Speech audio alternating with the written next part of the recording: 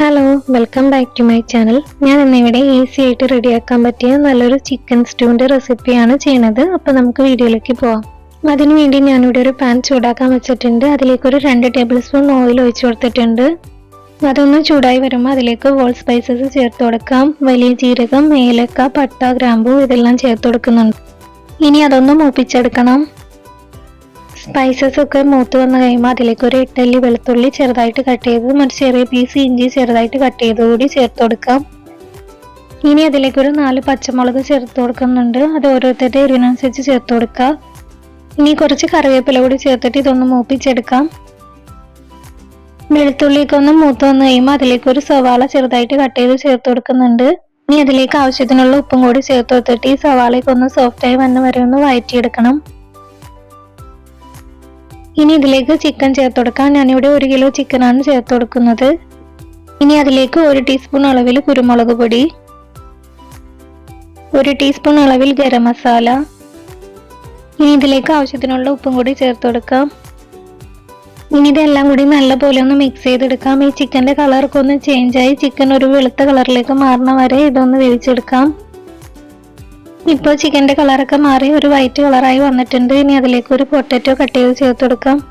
ചെറിയ പൊട്ടറ്റോ ആണെങ്കിൽ 2 എണ്ണം ചേർത്ത് കൊടുക്കാവുന്നതാണ്. ഇനി അതിലേക്ക് ഒരു പകുതി ക്യാരറ്റ് കൂടി ചേർത്ത് കൊടുക്കുന്നുണ്ട്. ഇനി ഇതെല്ലാം കൂടി നല്ലപോലെ ഒന്ന് മിക്സ് ചെയ്തെടുക്കണം. ഈ ക്യാരറ്റും പൊട്ടറ്റോ ഒക്കെ ഒരു പകുതി വേവാവണ വരെ ഒന്ന് വേവിച്ചെടുക്കാം. ഇനി അതിലേക്ക് തേങ്ങയുടെ 2ാം പാല് ഒരു 1.5 കപ്പ് ചേർത്ത് കൊടുക്കുന്നുണ്ട്. ഇനി ഇത് മിക്സ് ചെയ്തിട്ട് അടച്ചു വെച്ച് വെജിറ്റബിൾസും ചിക്കനൊക്കെ നല്ലപോലെ വേവണ വരെ ഒന്ന് വേവിച്ചെടുക്കണം. ഇപ്പോൾ ചിക്കനൊക്കെ നല്ലപോലെ വെന്ത് വന്നിട്ടുണ്ട്. ഇനി ഇതിലേക്ക് 1/2 ടീസ്പൂൺ കുരുമുളക് പൊടി ചേർത്ത് കൊടുക്കുന്നുണ്ട്.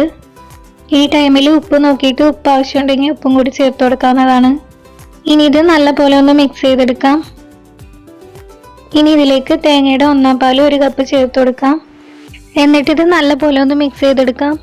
ഇത് തിളപ്പിച്ചെടുക്കേണ്ട ആവശ്യമില്ല. ചൂടായി വരുമ്പോൾ നമുക്ക് ഇതിൻ്റെ ഫ്ലെയിം ഓഫ് ആക്കാം. ഇനി ഇതിലേക്ക് ഉള്ളിയൊക്കെ ഒന്ന് തളിച്ച് ചേർക്കണം. അതിനുവേണ്ടി ഞാനിവിടെ ഒരു പാൻ ചൂടാക്കാൻ വെച്ചിട്ടുണ്ട്. അതിലേക്ക് 2 ടേബിൾ സ്പൂൺ നെയ്യ് ചേർത്ത് കൊടുക്കുന്നുണ്ട്.